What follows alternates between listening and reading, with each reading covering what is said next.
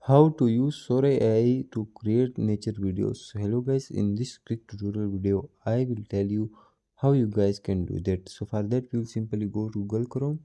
Here you guys will simply open Sora AI. So once you open Sora AI, your interface will be look like that. Wait for some seconds. Now here you guys will see plus icon on downside, so simply click on that.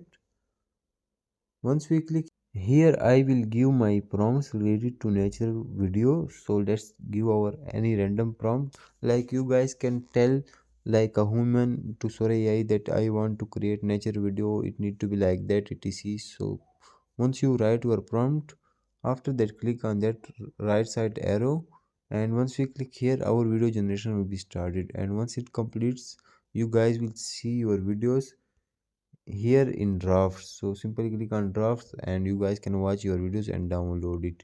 So that's how you guys can create nature videos using Sora AI. Thanks for watching.